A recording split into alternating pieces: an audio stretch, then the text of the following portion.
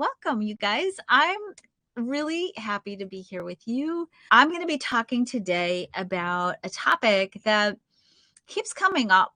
And so I'm going to discuss it today. Now, part of why we think about relationships in February has nothing to do with Valentine's Day and everything to do with the transits. When we look at the transits that are always highlighted by the sun and the earth in the month of February, we are always in the month of February exploring our personal narrative around our own lovability and our self-worth. We are always exploring the theme of collaboration. We are always exploring the theme of intimacy, community, and the relationship agreements that we have, and whether these relationship agreements are agreements that need to be rewritten. We are always, and this is always where Valentine's Day falls, we're always, and Valentine's Day, the sun is usually in the gate 30, the gate of passion, and the earth is highlighted in the gate 29, the gate of commitment. So we have like this whole juicy, intense week of passion and commitment. That's our Valentine's Day week. We round out the end of the month always with a theme of how much faith do you have? The earth at the end of the month highlights the gate 59, which in the very mundane exploration can be a very sexual energy. In the less mundane exploration, it's an energy that causes us to explore sustainability and impact and whether we are having sustainability and impact. And of course, at the very, very end of the month, the sun and the earth transit through the 37 and the 40, bringing us again sort of this end of the month theme of community and connection. And in conjunction with that, the agreements that we make again in our relationships and how those agreements might be either keeping us sustainable or depleting our sustainability. I've been thinking a lot about this in terms of relationships and exploring some of the dynamics that we do in relationships. So I want to start first with a little bit. Kristen's going to laugh. She calls these my rants, a little bit of a rant. And so my rant is this. At least twice a year, somebody sends me an email and says, hey, why don't we do a human design dating app? And I'll tell you, because it's a bad idea. And here's why it's a bad idea. You should not be dating by type or by design. In fact, you should not be doing work by design. You should not be finding the things in your life that are right for you according to the very limited definitions of your design. And let me clarify what I'm saying because it's going to sound confusing. Meaning you should work according to your type, but you should find the right work for you according to your type. Don't get up in your head and go, oh, I have this in my chart and therefore I should do this job. Don't get up in your head and try to figure out, oh, I have this in my design.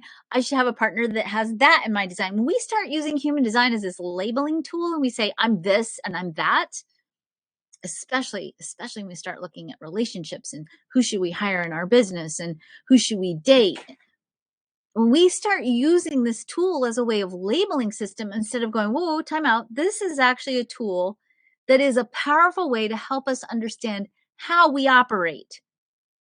It's not I am a generator. It's that I interface with life with my generator strategy. I interface with what's next through responding to what shows up and dropping into my inner experience of myself and feel into what feels right and wrong. That's the sacral response. And then I follow it. You are going to have relationships that are going to possibly be horrible on paper by design, and they will be your soulmate partnerships. Number one, because soulmate partnerships actually often teach us the most about how to live love in a body, in a human body, right? And also, sometimes soulmate partnerships bring us lessons that cause us to explore how do we be better humans? How do we be better humans to each other and with each other?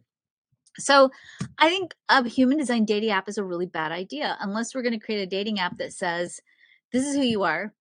These are some core fundamental things that you need and want. Here's the best way for you to learn how to communicate this to your partner. Here's somebody who could potentially be attracted to. I always just want to put a little time out here on this too. You can be attracted to somebody who has the perfect design for you, and they can be a jerk because they've been conditioned or they've been traumatized, or maybe they're married. That's not in the chart. So let's not date by design, right? I mean, as you know, the second thing you could put in that app is if you're attracted to this person, you go out on a date. Here's the best way how to get this person to communicate with you. Here's the best way to really see and hear this person. Here's the best way to really interact based on your designs optimally so that you both have the potential through this interaction to bring out the best in each other. I think it'd be really hard to create an app like that. I don't want to see us interact. I mean, if you could do that, I think it'd be great, but I think it'd be really hard to do that. So that's kind of where I'm going to start my rant. Let's not date by design. Let's not hire people by design. Let's not choose people by design. Let's choose people who we feel aligned with, let's choose the people we have in our life by whether they are reflecting back to us our value and our values. And if that criteria is being met, then let's use our designs as a tool to help us explore how can I best see, hear, love, and accept this person? And how can I use my own understanding of my own design to get the same for myself? So that was my rabbit hole. Here's the other piece that I just want to play with you guys. I've been thinking a lot about anger, and part of why I'm thinking a lot about anger is I'm a manifesting generator. And you know, you might not know this about me. Some of you maybe do. I have kind of a short fuse, at least in my personal life. I have a habit of being really deeply grounded, very, very spiritual, and very, you know, high from my meditation in the morning and going upstairs and fixing breakfast for my daughter and getting my husband help, being with my husband and being present. And I will lose my temper like that. And part of why I lose my temper, I have decided, and this is going to sound really basic, but roll with me. Part of why I lose my temper is because our kitchen is not designed well for a manifesting generator. And so it has all these little weird aisles that bump out, and the passageways are very narrow. And I move really fast in the kitchen, and I'm in the span of 20 minutes preparing. I have the 50-27, so cooking isn't my language of love, right? So I'm cooking a really good, healthy breakfast for my daughter. I'm packing a really good homemade lunch for my daughter. I'm, talking to my husband and getting his espresso for him. I know this, I'm taking care of all of this. And in the meantime, my family and the dogs and the cats are all in the little narrow walkways in the kitchen. And so I get really frustrated and I snap. Now, part of why I snap is that if you are a manifester or a manifesting generator, that anger response isn't really anger. It's perceived and felt by others as anger. But really what it is, it's that internal nonverbal creative flow. When it gets disrupted, it explodes, because that creative energy, that's your innate connection to life rolling through you, and that creative process that is so beautifully unique to the manifestor and the manifesting generator. When that process gets interrupted, that creative force has to go somewhere. And so oftentimes it explodes. Now, I have learned over time how to soften that response, how to not snap, how to not throw things. And sometimes literally I have to go out of the room and just slow myself down. Probably it would help if I didn't have 2 big cups of really heavy French roast coffee before I went to fix breakfast for everybody. I'd probably feel a lot nicer. But I know myself well enough to know that this is my soft spot and I need to be mindful. And frankly, my family knows me well enough to know now that they stay out of the little narrow walkways. But anger is a theme that shows up in relationships, even when we're not manifestors or manifesting generators. We can be angry in relationships. And honestly, anger is a really challenging energy in relationships. It is a sort of special kind of hell. It's like we feel hell. We feel like we're in hell and we blow up, and then we feel like we're in hell afterwards because we feel guilty or we have regret. And oftentimes we've said or done things that we don't want to say to people who we really love. Part of what happens when we experience anger in our relationships is that we've let things fester for too long. Sometimes we've let things fester too long because we really don't know how to communicate correctly by type. If you are a generator, projector, or reflector, you have what's called a non-motorized throat center. So what that means that for you, if you have a non-motorized throat, there's really 2 distinctly different kinds of conversation that you have.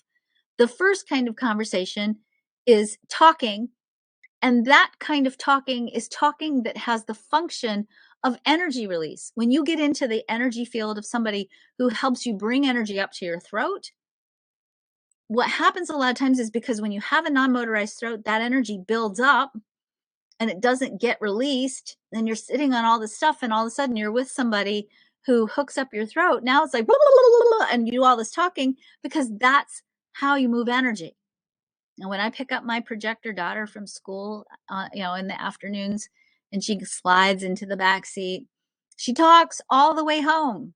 And sometimes it's really meaningful conversation. A lot of times it's just talking because I know that she's got all this energy that she's picked up all day long in her open sacral, and she has a non-motorized throat, and she has to move that energy. So there's the kind of communication that's talking, that's just moving energy. And then there's the second kind of communication that's actually talking and actually communicating, not talking, but actually communicating how you feel, what you want, what you need to do to make a plan. And that kind of conversation needs to be approached correctly by type. Meaning, if you are with somebody who has a definition of some sort that needs recognition and attention, and that's definitely going to be generator, projector, reflector, you have to know how to access information correctly from that person so that they can feel the relief of being heard and being adequately activated in the dialogue. So part of what happens sometimes is we feel anger in our relationships when our partners don't know how to correctly activate our communication energy. If, my first husband was a projector, and one of the things that would happen a lot for us is he would come into the kitchen and he'd ask me 5 questions in a row. Do you want to have, bread for breakfast? Do you want to have oranges? Should I go to the grocery store? Do you think we need to get some more water? It was like he would rapid fire these questions at me, and as a sacral being, I couldn't even answer them fast enough. And a lot of times they weren't sacral questions, so I'd just be like, I couldn't respond to that. So knowing how to access questions and communication, how to ask questions and communicate correctly by type is essential, because not only does it allow your partner to adequately communicate, it actually also creates this huge relief, because when you have a partner that knows how to communicate with you and you know how to communicate with them, not just the talking part, but the actual communication piece, it allows you to actually co-create and collaborate together in a healthy way. And it allows you both to feel seen and heard and loved and valued and cherished. And if we don't get that need met, if we don't feel seen, valued, heard, or cherished, oftentimes we feel angry. We feel angry at our partner. Sometimes we feel angry at our partners because we've bought into the idea that, and society sort of perpetuates this for us, that a partner should make us feel complete, right? Of course, if we look at this through the lens of human design and relationships, that makes sense, particularly again for our generators, projectors, and reflectors. That's like 56 of us, 56% of us. If you have a non-motorized throat, you need a partner, or you're going to be more likely to be attracted to a partner who's going to bring you energy to the throat.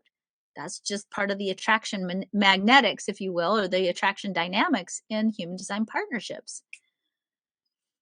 If you are buying into the idea that your partner should complete you, and maybe energetically they bring you that energy activation to the throat, and they're still not communicating with you correctly, and you're still not feeling seen or heard or valued or loved because that communication piece isn't working, then it's also not unusual to experience anger, because we start projecting onto our partner, you should know, you should be aware, you're here to complete me, and you're not doing a good job completing me.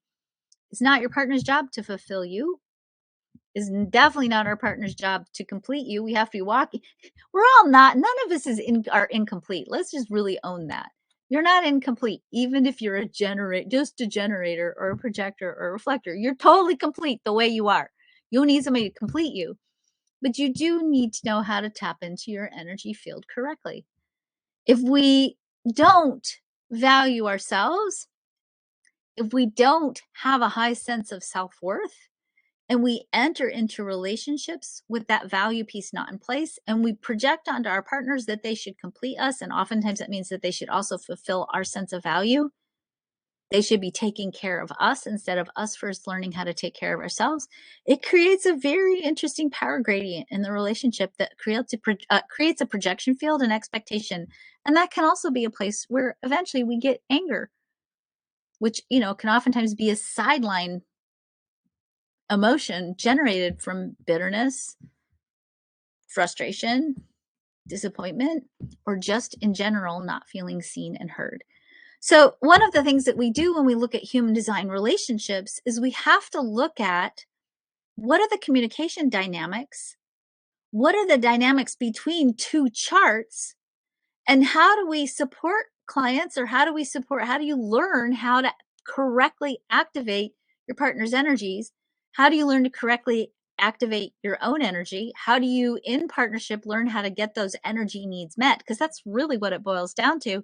And how do you do it in such a way that you don't project onto your partner that they should be doing for you what you really should be doing for yourself first, so that you don't slide into the frustration, the anger, the bitterness, the depletion, the disappointment, the unfulfilled expectations, and then ultimately walking away feeling like I wasn't loved. When maybe you were really, really loved, but you just didn't know how to activate that communication piece correctly. That's what we learn to do with the human design chart. We learn to use it as a tool to explore, how do we better be seen? How do we better be heard? How do we better love? How do we better be loved? How do we better see? How do we better hear? How do we better communicate? If we can start using the human design chart as a tool for that, then I think we can figure out how to do that and create a dating app. But if we can't do that, we have to figure that out first, because I really get like so uncomfortable when people say, what type should I date? You should date the type that the universe brings you. That's the type you should date. And you should trust that even if it's not the best person, it's the person you needed to attract, to have whatever you needed to have cleared up, reflected back to you, so that you could continue on your journey to learn how to really deeply love and value yourself. So I am teaching, it's a reworked program. It's a program I taught many years ago, but I haven't taught it in a lot of years. So I'm reworking it and putting it into quantum language. It's a program called Transform Your Relationship. In that program, I'm going to walk you through all the different types, the quantum types, the energy needs of the types, what you need to know to best love somebody when they have certain configurations in their chart. If you have these configurations in your chart, we're going to talk about what you need, what you want. We're going to look at relationships, not only through the lens of love relationships, but friendships, parenting relationships, and even business partnerships, and how you can get the most out of your relationships for yourself, so that you can feel seen, heard, and loved, and how you can better see, feel, and love your partner. I said it. I said, better feel your partner. You take that wherever you want to go with that. We're going to talk about, I'll just jump off on that. We're going to talk about sexual dynamics. We're going to talk about relationship bonding strategies. We're going to talk about what attracts us, what repels us. How do we work with the partners that we have so that we can be the best partners we can be? How do we really see our kids for who they are? How do we understand our parenting dynamics and more? So I hope you'll join me, because it's, I have said this is probably one of the most important classes that I teach. If we can engage in our personal relationships with genuine love and respect and honor for each other, if we can do that on a one-to-one basis, or on a family level, on a community level, if we can create a microcosm of love and respect for each other, think about how we can start building upon that in a big way. If I can really hear a troll on Facebook, I had this experience last week. If I can really hear them, and I can really hear through what they write, and I can do this because I kind of know design. I can kind of hear what's going on in their design that's causing them to say what they say, and I can meet them where they're at with love and respect. It can transform the dialogue dramatically. And so I want that for you. I want that for you in your relationships. And ultimately, I want us all to build that on a personal level, so that we can then create that and share that with the world.